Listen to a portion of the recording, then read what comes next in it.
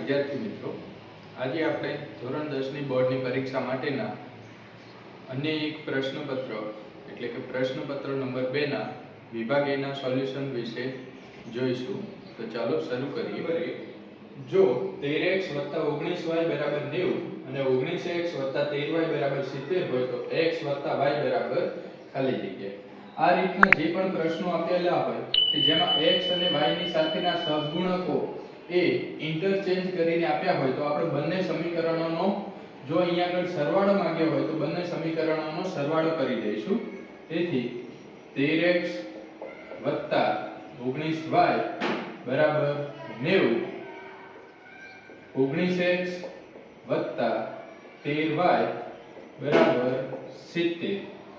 સરવાળો કરી દઈશું તો અહીંયા થશે 32x + 32y બરાબર આ થશે 160. 32 ત્રણેયમાંથી કોમન છે, જે કોમન નીકાળી લઈશું તો x + y અહીંયા આગળ વધશે 32 બરાબર 32 × 5 એટલે કે 160. તો આ 32 અને 32 કેન્સલ થઈ જશે તો x + y બરાબર 5 આવશે, જે આપણો C ઓપ્શન છે. ત્યારબાદ સમીકરણ ખાલી જગ્યાના બીજ 2 અને -1 છે. તો આપણે સૌથી સરળ રસ્તો એ જ થશે કે આ જે બીજ છે એ સમીકરણમાં મૂકી દઈએ. પહેલા સમીકરણમાં મૂકીએ તો 2² + 2 × 2 ઓછા 2, 2² થશે 4 + 4 ઓછા 2, 4 + 4 8 થશે ઓછા 2 એટલે કે 6 આવશે. પણ અહીંયા બરાબર 0 આપ્યું છે માટે પહેલા સમીકરણના ઉકેલ નથી.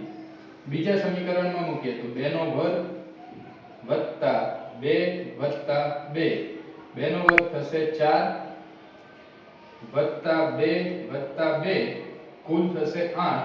અહીંયા 0 આપેલા છે તો બીજું સમીકરણ પણ આપણો જવાબ આવશે નહીં.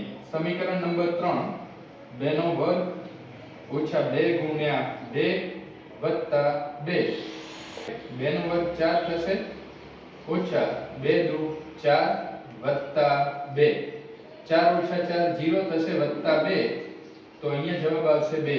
માટે આ ત્રીજા સમીકરણનો પણ ઉકેલ 2 નથી. હવે ચોથું સમીકરણ 2² - 2 - 2, 2² થશે 4 ઓછા 2 ઓછા 2, 4 - 4 બરાબર 0 આવશે એટલે કે 2 એ આનો ઉકેલ છે.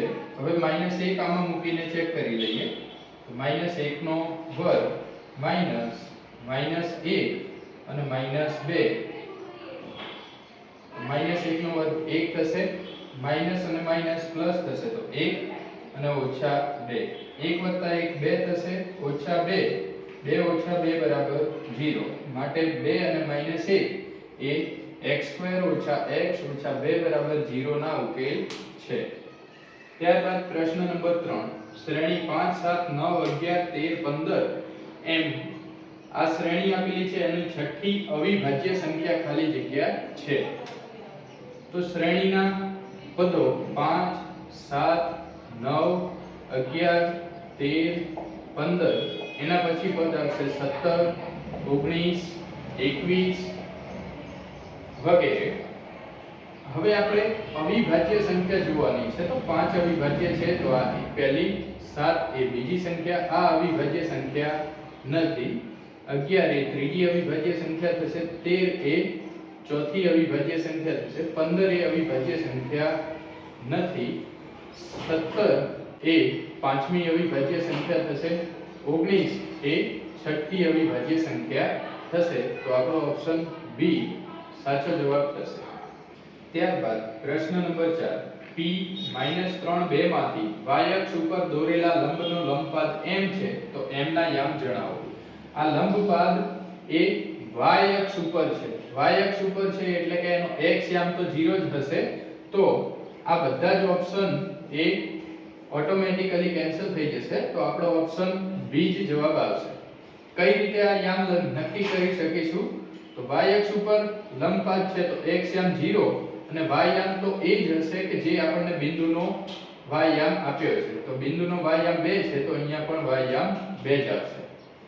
જો x અક્ષ ઉપર લંબપાદ આપેલો હોય તો કયો યામ 0 થશે તેનો જવાબ તમે નીચે કમેન્ટ બોક્સમાં જણાવો. પ્રશ્ન નંબર 5, ત્રિકોણ ABC માં ખૂણો A બરાબર 30, ખૂણો B બરાબર 90 આપ્યો હોય, BC બરાબર 20 સેન્ટીમીટર હોય તો AB બરાબર ખાલી જગ્યા અને AC બરાબર ખાલી જગ્યા સેન્ટીમીટર થાય. તો આપણે હવે અહીંયા આકૃતિ દોરી લઈશું. અહીંયા આગળ ખૂણો A 30 છે, ખૂણો B 90 છે, અહીંયા આગળ ખૂણો C હશે. 30 અને 90 120 થશે, તો ત્રીજા ખૂણા C નું માપ એ 60 થશે, ખૂણો A એ 30 થશે. હવે BC નું માપ 20 સેન્ટીમીટર આપ્યું છે, તો આ 20 સેન્ટીમીટર છે. આપણે AB અને AC બંનેનું માપ શોધવાનું છે. તો અહીંયાથી આપણે પહેલા તો sin 30 વાપરી લઈએ. તો sin 30 એટલે કે A ખૂણો, તો sin 30 સામેની બાજુ ભાગ્યા કર્ણ થશે. સામેની બાજુ BC છે, કર્ણ છે એ AC છે. sin 30 ની કિંમત થાય છે 1/2. BC નું મૂલ્ય છે 20 અને AC ની કિંમત આપણે શોધવાની છે. અહીંયા ક્રોસ ગુણાકાર કરીએ તો AC બરાબર 2 ગુણ્યા 20 થશે, જવાબ આવશે 40. તો AC નું મૂલ્ય 40 આવે છે. AC અહીંયા આપણને બીજા નંબર પર આપ્યો છે, તો બીજા નંબર પર 40 હોય એવા ઓપ્શન આપડા રહેશે. આ બે નંબર પર છે, તો આ બે નંબર કે બે નંબરના ઓપ્શન જે છે એ કેન્સલ થઈ જશે. હવે આપણે sin 60 લઈ લઈએ. તો sin એટલે કે સામેની બાજુ AB છે ભાગ્યા કર્ણ AC છે. sin 60 ની કિંમત છે વર્ગમૂળમાં 3/2. AB ની કિંમત આપણે શોધવાની છે. AC ની કિંમત છે 40. આ 40 ને અહીંયા સામેની સાઈડ ગુણાકારમાં મૂકીશું, તો 40 ગુણ્યા વર્ગમૂળમાં 3/2 બરાબર AB. અહીંયાથી કેન્સલ કરીશું તો 20. તો AB નું માપ આવશે 20 વર્ગમૂળમાં 3. AB 20 વર્ગમૂળમાં 3 અને AC નું માપ છે 40. તો આપણો ઓપ્શન એ સાચો ઓપ્શન આવશે. ત્યારબાદ પ્રશ્ન નંબર 6, બહુલક ઓછા મધ્યક બરાબર ખાલી જગ્યા ગુણ્યા મધ્યસ્થ ઓછા મધ્યક. તો બહુલકને આપણે z વડે દર્શાવીએ છીએ, ઓછા મધ્યકને x બાર વડે બરાબર ખાલી જગ્યા ગુણ્યા મધ્યસ્થ એટલે કે m ઓછા મધ્યક એટલે કે x બાર. હવે અહીંયાથી આપણે સાદુરૂપ આપી દઈએ. આ x બાર છે, પેલી બાજુ લઈ જઈશું તો z બરાબર ખાલી જગ્યા ગુણ્યા m ઓછા x બાર અને વત્તા x બાર થશે. હવે અહીંયા આગળ આપણને જે સૂત્ર છે એ છે 3m ઓછા 2x બાર. અહીંયા આગળ આપણે કોઈ પણ એક કિંમત મૂકીશું કે જેથી આ રીતનો જવાબ આવવો જોઈએ. તો અહીંયા આગળ 3m આવવા જોઈએ. જો 3 મૂકીએ તો 3 અહીંયા આગળ m ઓછા x બાર વત્તા x બાર આપણને આ જવાબ મળવો જોઈએ. તો 3 ગુણ્યા m એટલે કે 3m ઓછા 3x બાર વત્તા x બાર. તો અહીંયાથી સાદુરૂપ થશે 3m એમના એમ રહેશે, 3x બાર વત્તા x બાર, પણ આ માઈનસ છે આ પ્લસ છે તો 2x બાર જે આપણું સૂત્ર હતું. તો અહીંયા આગળ C ઓપ્શન એ સાચો જવાબ આવશે. ત્યારબાદ પ્રશ્ન નંબર 7, ગુસા 12, 15 અને 21 બરાબર ખાલી જગ્યા. ગુસા એટલે ગુરુત્તમ સામાન્ય અવયવ, એટલે કે એવો મોટામાં મોટો અવયવ કે જે આ ત્રણેયને ભાગી શકે. તો 4 વડે 12 અને ભાગી શકાશે પણ 15 ને ભાગી શકાશે નહીં, તો 4 આપણો સાચો જવાબ આવશે નહીં. 5 વડે 12 ને ભાગી શકાશે નહીં, તો એ આપણો જવાબ આવશે નહીં. 3 વડે આપણે 12 ને પણ ભાગી શકીશું, 15 ને પણ ભાગી શકીશું અને 21 ને પણ ભાગી શકાશે, માટે ગુસા આવશે 3. પ્રશ્ન નંબર 8, જો કોઈ બહુપદીનો આલેખ x અક્ષને ફક્ત એક જ બિંદુમાં છેદે તો તે બહુપદી ખાલી જગ્યા હોઈ શકે. તો અહીંયાથી પ્રથમ બહુપદી x 3 આપેલી છે, એના બરાબર 0 લઈએ તો x ની કિંમત -3 આવશે. તો અહીંયા આ બહુપદીનો માત્ર એક જ ઉકેલ છે -3. તો જેનો આલેખ માત્ર એક જ બિંદુમાં છેદશે તો આપણો જવાબ આવશે x 3. અશક્ય ઘટનાની સંભાવના ખાલી જગ્યા થાય, અશક્ય ઘટનાની સંભાવના 0 થાય અને ચોક્કસ ઘટનાની સંભાવના 1 થાય. પ્રશ્ન નંબર 10 ત્રિકોણમિતિય ત્રિકોણની ખાલી જગ્યાનો અભ્યાસ છે. તો આપણે સૌ જાણીએ છીએ કે ત્રિકોણમિતિય બાજુઓ અને ખૂણાઓના સંબંધનો અભ્યાસ છે. પ્રશ્ન નંબર 11 વર્તુળની અંદર આવેલા બિંદુમાંથી વર્તુળને ખાલી જગ્યા સ્પર્શક મળે. કોઈ પણ વર્તુળ હોય એની અંદર આવેલા બિંદુમાંથી તમે કોઈ પણ રેખા દોરશો તો એ વર્તુળને ઓછામાં ઓછા બે બિંદુમાં છેદશે, તો એ સ્પર્શક બનશે નહીં. આમ વર્તુળની અંદર આવેલા કોઈ પણ બિંદુમાંથી વર્તુળને એક પણ સ્પર્શક મળશે નહીં. તો આપણો જવાબ આવશે 0.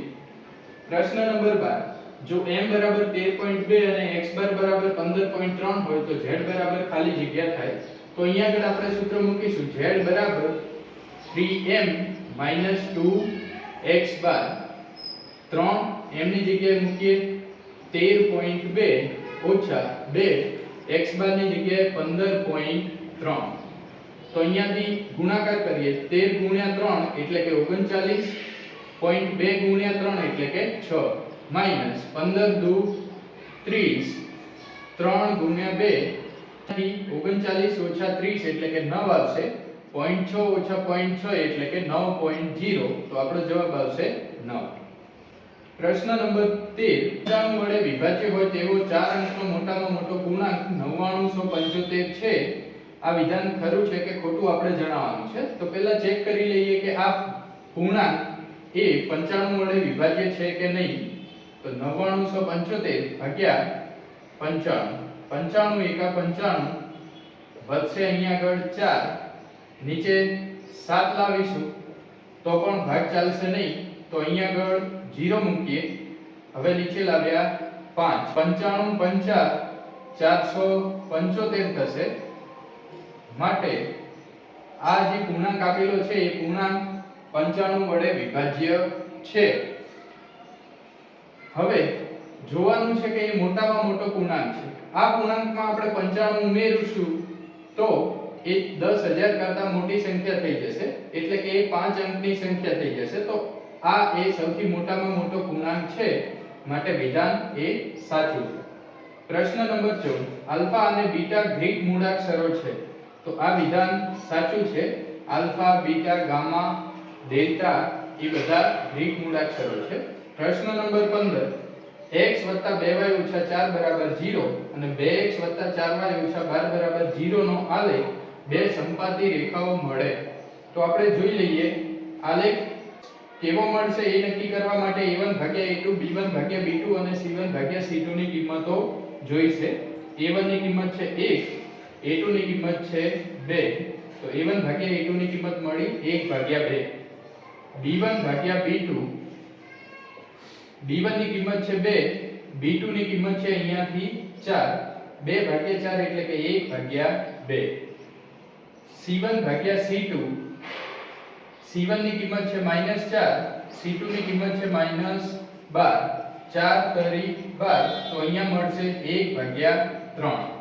આમ a1 ભાગ્યા a2 is equals to b1 ભાગ્યા b2 but it is not equals to c1 ભાગ્યા c2 થયું. તો અહીંયા આલેખ છે એ સમાંતર રેખાઓ મળશે, પણ અહીંયા આપેલું છે કે સંપાતી રેખાઓ. તો આ વિધાન એ ખોટું વિધાન છે. પ્રશ્ન નંબર 16 એક પેટીમાં 2 અને 103 ની વચ્ચેના પૂર્ણાંકો લખેલા કાર્ડ છે. તો અહીંયા આગળ કુલ કાર્ડ જો 1 થી 103 ગણવામાં આવે તો 103, પરંતુ આ 1 અને 2 એ બંને કાઢી નાખ્યા છે એટલે કુલ કાર્ડ 101. 103 પણ નથી એટલે કે એ પણ કાઢી નાખીશું તો કુલ 100 કાર્ડ થશે. તો અહીંયા નીચે 100 આવવા જોઈએ. તો અહીંયાથી જ એ પ્રશ્ન ખોટો છે એ ખબર પડી જાય. જોઈએ તેમાંથી પસંદ થયેલ કાર્ડ પર પૂર્ણ વર્ગ સંખ્યા હોવાની સંભાવના. અહીંયા પૂર્ણ વર્ગ સંખ્યાઓ 2 જ મળે 2 થી 103 ની વચ્ચે, તો એ ખોટું છે. 1 થી 100 ની વચ્ચે કુલ 10 પૂર્ણવર્ગ સંખ્યાઓ મળે છે, જેમાંથી આપણે 1 કાઢી નાખીશું તો કુલ 9 પૂર્ણવર્ગ સંખ્યાઓ મળશે અને ભાગાકારમાં કુલ 100 સંખ્યાઓ છે તો 9 ભાગ્યા 100 એ સાચો જવાબ આવશે. પ્રશ્ન નંબર 17. પ્રથમ n અયુગ્મ ધન પૂર્ણાંકોનો સરવાળા માટેનું સામાન્ય સૂત્ર શું થાય? તો n ધન પૂર્ણાંકો છે કે જે અયુગ્મ છે એમના સરવાળા માટેનું સામાન્ય સૂત્ર n નો વર્ગ થાય છે. પ્રશ્ન નંબર 18. વર્તુળનો સ્પર્શક વર્તુળને કેટલા બિંદુમાં છેદે? તો આપણે સૌ જાણીએ છીએ કે વર્તુળનો સ્પર્શક એ એક બિંદુમાં છેદે, છેદિકા એ વર્તુળને બે બિંદુમાં છેદે છે. પ્રશ્ન નંબર 19. એક સમતલ પાસાને ઉછાળતા તેના પર યુગ્મ સંખ્યા મળે તેની સંભાવના શોધો. એક પાસો ઉછાળતા આપણને કુલ પરિણામો 6 મળશે તો 6 એ ભાગાકારમાં આવશે. યુગ્મ સંખ્યા એટલે કે બેકી સંખ્યાઓ 2, 4 અને 6 છે. આમ કુલ 3 સંખ્યાઓ થઈ તો 3 ભાગ્યા 6 એટલે કે 1 ભાગ્યા 2 આવશે. મધ્યવર્તી સ્થિતિમાનનું કયું માપ સૌથી વધુ ઉપયોગમાં લેવાય છે? તો આપણે રોજબરોજના જીવનમાં સૌથી વધુ એવરેજનો ઉપયોગ કરીએ છીએ. એવરેજને મધ્યક તરીકે ઓળખાય છે. ત્યારબાદ જોડકા જોડોના 4 પ્રશ્નો છે. પ્રશ્ન નંબર 21. નળાકારનું કુલ પૃષ્ઠફળ. તો નળાકારનું કુલ પૃષ્ઠફળ 2πr ગુણ્યા r h છે. શંકુનું કુલ પૃષ્ઠફળ. શંકુનું કુલ પૃષ્ઠફળ છે πr² πrl. πr કોમન લઈ લઈશું તો πr કૌંસમાં r l થશે. પ્રશ્ન નંબર 23. 15 મિનિટના સમયગાળામાં મિનિટ કાંટાએ કેન્દ્ર આગળ બનાવેલો ખૂણો. તો હવે વાત કરીએ, મિનિટ કાંટો આખું એક ચક્કર એટલે કે 60 મિનિટનો સમય પૂરો કરશે ત્યારે 360 ડિગ્રીનો ખૂણો બનાવશે. તો 15 મિનિટ એટલે 60 મિનિટનો ચોથો ભાગ છે તો 360 નો ચોથો ભાગ એટલે કે 90 થશે. તો આપણો સી જવાબ આવશે. 60 મિનિટના સમયગાળામાં મિનિટ કાંટાએ કેન્દ્ર આગળ બનાવેલો ખૂણો. 60 મિનિટના સમયગાળામાં મિનિટ કાંટો એ પૂરું એક ચક્કર પૂર્ણ કરશે એટલે કે 360 ડિગ્રીનો ખૂણો બનાવશે. તો આપણો બી ઓપ્શન સાચો થશે. આમ આજે આપણે પ્રશ્નપત્ર 2 ના વિભાગીયના 24 પ્રશ્નોનું સોલ્યુશન જોયું. નવા એક પ્રશ્નપત્રના વિભાગીયના સોલ્યુશન સાથે જલ્દીથી મળીશું. ધન્યવાદ.